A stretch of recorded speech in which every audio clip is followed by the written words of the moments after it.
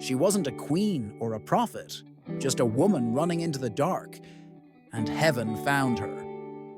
What if the first person to ever name God was a runaway servant? In a world that looked past her, one voice said, "I see you. 2 tents, 2 sons, 1 wilderness. Watch what God does for the one no one chose."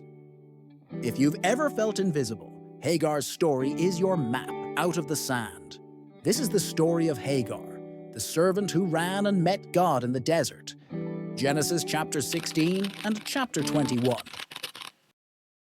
In the long ache of waiting, Abram and Sarai lived beneath a promise, descendants like the stars, yet Sarai's arms were still empty.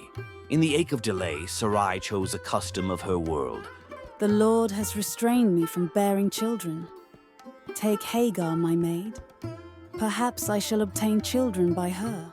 Sarai, if this is your wish.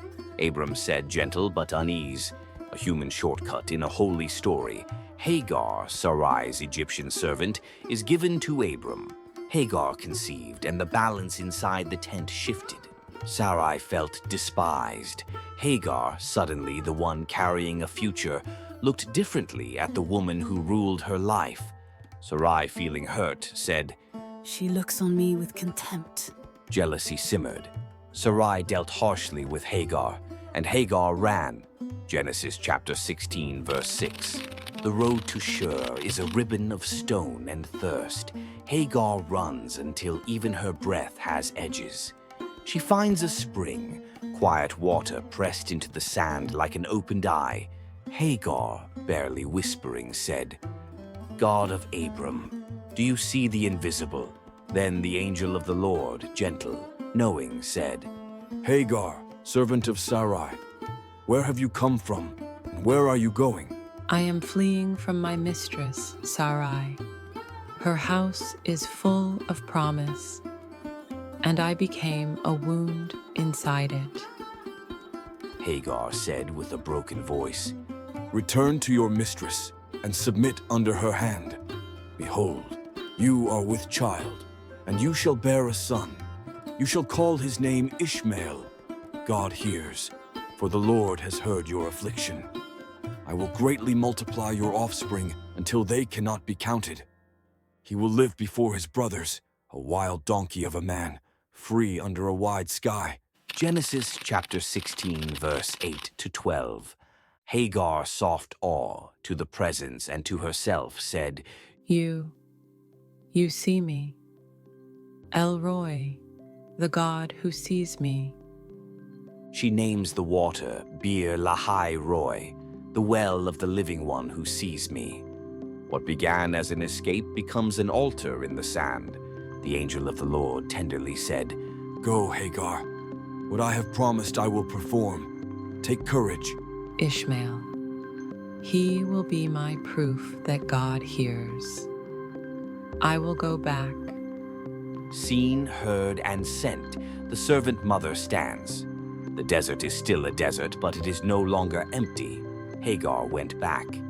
In due time she bore Abram a son and called him Ishmael, as she had been told. The boy grew beneath the tent ropes of promise, the living reminder that God hears the cry of the oppressed, and the reminder that human schemes can complicate what God intends to give freely. Years turned and promises ripened. God visited Abram and Sarai again, changing their names to Abraham and Sarah, and vowing that Sarah, against all expectation, would bear a son. When Isaac was born, laughter filled the camp, laughter of shock, joy, and maybe a little disbelief. But 2 boys now inhabited a single story that had only ever seemed to have room for one. Old tensions reignited. At a feast celebrating Isaac's weaning, Sarah saw something in Ishmael, mockery, rivalry, an older brother's edge, and demanded that Abraham send the slave woman and her son away. The son of this bondwoman shall not be heir with my son Isaac. Abraham was torn. The boy was his son. Yet God told him to listen to Sarah, promising that Ishmael too would become a nation, because he was Abraham's seed. So early one morning, Abraham put bread and a skin of water on Hagar's shoulder and sent her out with Ishmael. They wandered into the wilderness of Beersheba, where the sun writes despair on the sand. When the water was gone, Hagar placed the fainting boy under a shrub and stepped away as far as an arrow flies, saying she could not watch him die. She lifted her voice and wept, and from the dust another sound rose, the voice of the boy. God heard the lad crying just as his name foretold, and the angel of God called to Hagar from heaven. Hagar, what troubles you? Do not fear, for God has heard the voice of the lad where he is. Arise, lift up the boy, and hold him with your hand, for I will make him a great nation out of his descendants. Genesis chapter 21, verse 17 to 18. God opened her eyes. There, not far off, shimmered a well. She filled the skin and gave the boy to drink. In that wilderness, rescue and promise met. Scripture closes Hagar's arc with quiet strength. God was with Ishmael as he grew up in the wilderness. He became an archer, a desert son at home among wide horizons. They settled in the wilderness of Paran, and Hagar found for him a wife from Egypt, the land of her beginnings, now a tie for her son's future. The storyline of covenant would continue through Isaac, yet God's ear and eye never left Hagar's child. He had promised a great nation from him, and he kept his word. Hagar's story is small in space, but vast in meaning. It tells the truth about pain within promise, how human shortcuts can fracture families and hearts. It reveals a God who meets runaways in barren places, who both hears, Ishmael, and sees, El-roi. It insists that the marginalized are not invisible to God, and that his mercy can spring up like an unexpected well in the hottest hour.